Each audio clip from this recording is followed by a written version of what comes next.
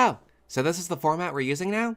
I guess. As I've said in my video about Jedi, Fork, and Hodor, most of what we've been getting in the ways of Star Wars material has been alright. Serviceable. Something that does its job. Like a ham and cheese sandwich on white bread. Not especially noteworthy, but it gets the job done. For the general audience of Star Wars, that being children, this is fine. However, the thing is that Star Wars has had a lot of flavors over the years and everyone's developed their own tastes. There are the aging baby boomers who are pissed that the sandwiches these days aren't exactly how mom used to make. There are those who grew up with the prequels and the KOTOR games who have developed a taste for a little spice. Then there are the deep lore people who need every category of sandwich in their food cyclopedia regardless of whether any of them are any good. Now, I'm not here to say that any one group is justified in their dissatisfaction, it's mine, but regardless, the point is that there are those among the Star Wars fandom who are rather unsatisfied with just ham and cheese over and over again. I spent way too long on this food metaphor. My point is that with all the Star stuff we've gotten, the new games, the new TV shows, and new movies, the only thing that's interested me is the Onslaught expansion of the Old Republic. In this expansion, the war between the Republic and the Sith Empire is picking up speed again. Your character, the commander of the Eternal Alliance, has to choose which side to back in this conflict. Because the character you play starts off as either Republic or Empire, this means you can choose to be loyal to your original faction, or work as a double agent for the opposing side. It's like the Rebel Loyalist plotline from Battle of Azeroth, except it's actually a core part of the story and not just something the devs added as a limp-headed response to fan backlash. The story events give you the opportunity to do what is best for the Republic or Empire in the war effort, or to sabotage them and guarantee a win for the other side. Now you might be thinking, but Michaela, you beautiful cunt! Why would I want to fight for the Empire for any other reason than to be an evil bastard? I'm one of those people who feel squeamish about being mean to people in video games. And to that I say, mood, but also don't worry, SWTOR's got you covered. Ever since the game came out, SWTOR has always given you the choice to play an Imperial character who can go, let's get the light side all up in the Empire shit. Like all up in there. Like all up in there. You can treat prisoners and servants with respect, punish other Imperials for their fascist bullshit, and welcome non-human races among the Empire's ranks. Hell, the Sith warrior can have a side story where they and their apprentice try to reshape the Empire through the light side. And it's not just your active decisions that add nuance to the conflict, the story does that too. In previous expansions, the big bad of the game comes in the form of the Eternal Empire, a faction led by bloodthirsty tyrants with nigh inexhaustible mechanical armies that cripple both factions within the course of 5 years. In the player's attempt to defeat this unstoppable force, the Republic offers you fuck all in terms of official support, a fact that stings even harder if your character starts off in the Republic. The first bit of support you get from either faction comes from the Empire. By that point, you learn that not only is the current Empress of the Sith, Darth Acina, working to reform the Empire into something more light-leaning, but as that's happening, the corrupt former Chancellor of the Republic tries to have you killed in order to seize control of the Alliance. So the game gives you incentive to abandon the Republic in favor of the Empire. You can even lampshade this in a galactic interview if you're a Republic character. The Sith Empire helped us when the Republic wouldn't. The Supreme Chancellor actually tried to have me killed. This is a setup that really plays to the strengths of BioWare, story events that force the player to carefully consider their moral choices. In SWTOR, you can choose your faction as well as choosing your dark light side alignment through moral dilemmas, and now with this expansion, you can choose whether or not to stay loyal to your original faction. Sure, the narrative follows a set path leaving you somewhat railroaded, but it's done so in a way where your character's choices still have weight to them. Is there anything like that in Jedi Falcon Onderon? Well, it tells us that the Galactic Empire is bad. Kind of a no-brainer there, but okay. Oh, but one of your companions did a bad thing one time, so now you don't know if you can trust them.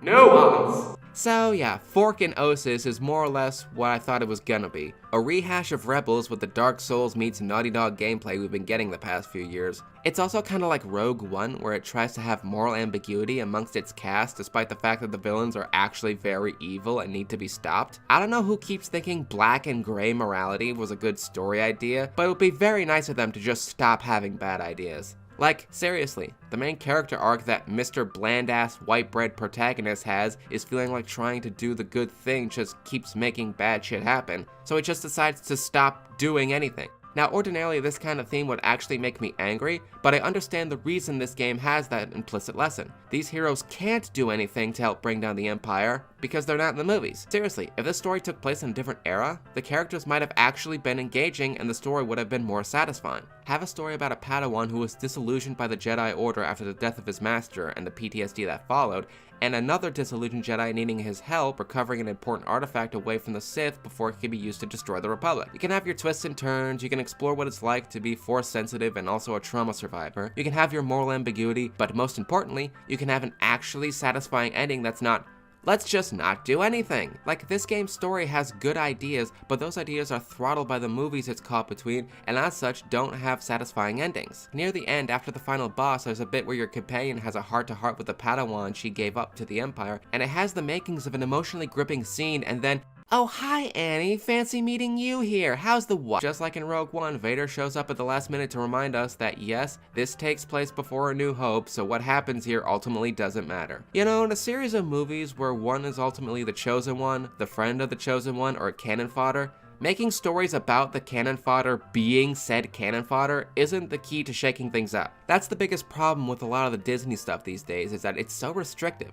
Like, none of the TV shows or games seem to take place outside the rough 100 years the 9 movies take place. So anything that isn't the 9 main movies can have a significant impact on the plot of those movies because they're all literally episodic and meant to stand on their own. Hell, the sequel trilogy itself seems to be bogged down by this in spite of them being part of the main movies because they spend a great deal of their time going, remember this from the old movies. Rise of Skywalker takes this problem up to 11 with the return of, oh, by the way, spoilers, with the return of Palpatine. It's like they couldn't trust Cylon Rose to be his own villain, or maybe some yo-yo on the team kept pushing for the undeserved redemption of his, and we already killed Snoke, so they was just like, bring back the guy who was chucked in a chasm and blew up. Brilliant!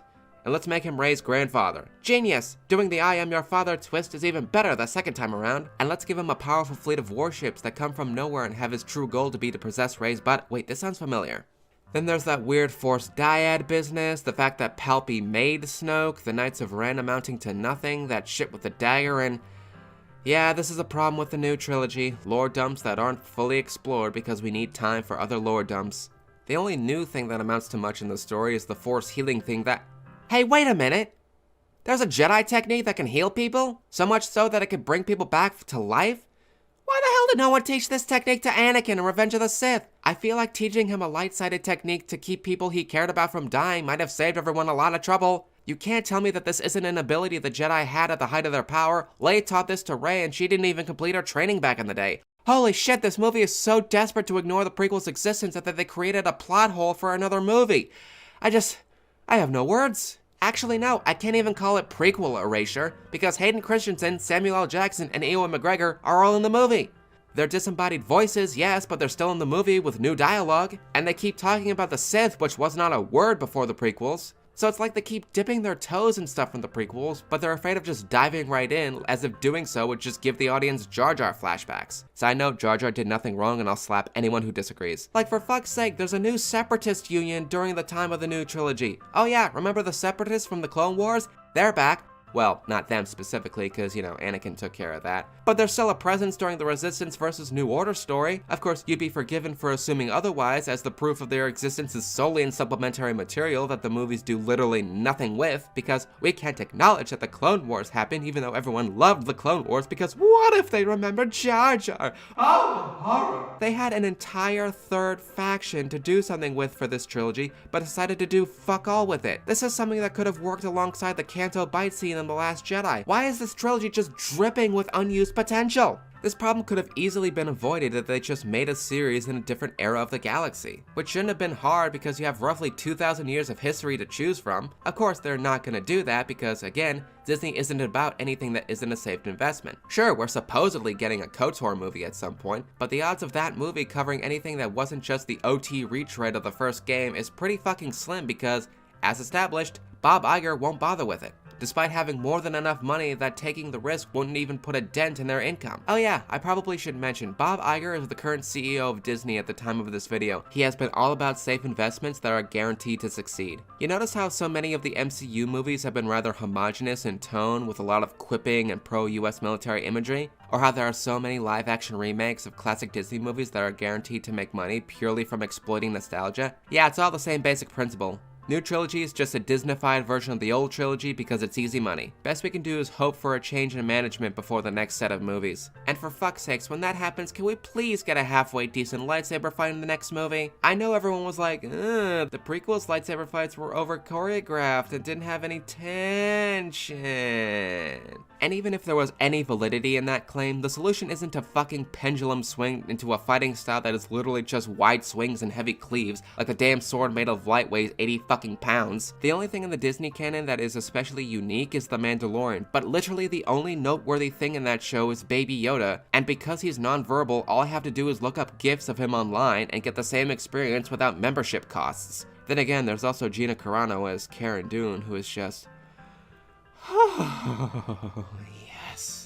Again, I'm not saying that any of this stuff is bad. It's all perfectly fine. It's just that if you're like me and like the more nuanced perspectives of KOTOR 2 and SWTOR, you shouldn't expect anything like that in the Disney canon without a change in management. Until we get someone who likes to take more risks than Iger, it's gonna be New Hope rehashes and inconsequential filler in between for you. I'm not saying that everything in Legends was good, in fact a lot of it was very disposable. It's just that when you get a series so scrubbed down and sterilized as Star Wars has become, a lot of the crazier shit starts to become more appealing. And I thank the dark side that the only Legends property that managed to stay alive is still really fucking good. You know what? Fuck it. Let's talk about Lana Beniko. Lana Beniko was one of the best, most nuanced characters SWTOR ever had. Like, holy shit, where do I even begin?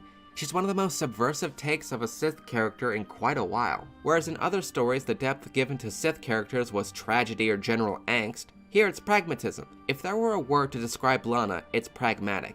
She doesn't see the value of blood purity or the constant infighting seen among her Sith colleagues, and doesn't flaunt her powers by killing or torturing underlings. She's very utilitarian in her approach to problems. That said, she's still very much Sith. I so rarely get to menace innocent young Jedi anymore. She'll often encourage the player to commit dark side actions and will be fully prepared to kill others for treason. And she loves being sinister. What's great about these two character traits is that they don't conflict with each other.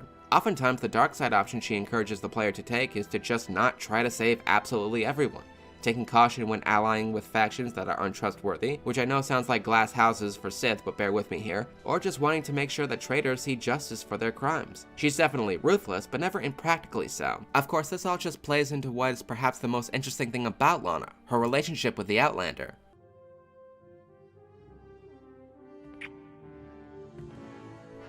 Well, okay, that too, but there's more to it. Whether the Outlander is absolutely macking on Lana or barely paying attention to her, Lana remains loyal regardless. Lana will voice her disapproval if the player chooses an action that she doesn't like, but she doesn't let it waver her loyalty and will follow her orders. Why? Because she respects the Outlander and trusts them to know what they're doing. The Outlander has proven to be perfectly capable of achieving the possible by the time of Knights of the Fallen Empire, so Lana has learned to respect her power and judgment. Even when the Outlander opposes her advice, Lana will always trust that she knows what she's doing and stand by her side. Now, this could be seen as a point of contention, as Lana not opposing the Outlander on anything and just going along with it primarily because she's a primary love interest could be seen as shallow writing. But it's notable for the fact that at the end of the day, Lana is still Sith. She subscribes to a philosophy that is all about personal freedom that encourages subterfuge and betrayal. Yet throughout every expansion she's featured in, almost every other NPC is at risk of betraying you, except Lana. Senya, Theron, Koth, Scorpio, each of these characters can or will betray you at some point in the story, but never Lana. She never sees any pragmatic value in betraying you. She stays loyal to you not only because she respects your power, but fighting alongside you makes her stronger. It's hardly the Sith approach. I've grown far stronger working beside her than I ever could have become through treachery. Intriguing.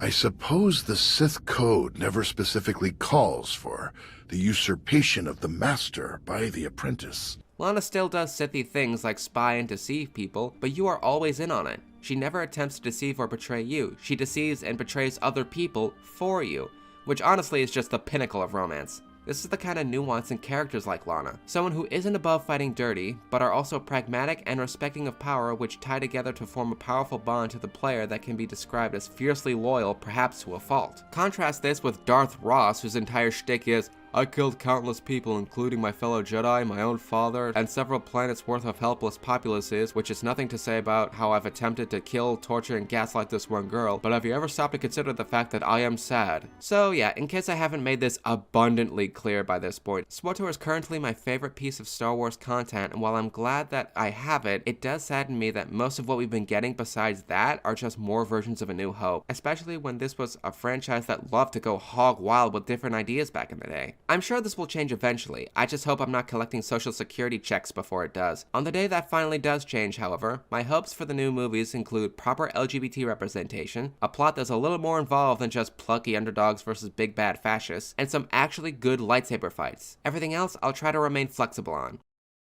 That said, if the next Jedi character isn't a lesbian, I won't even bother.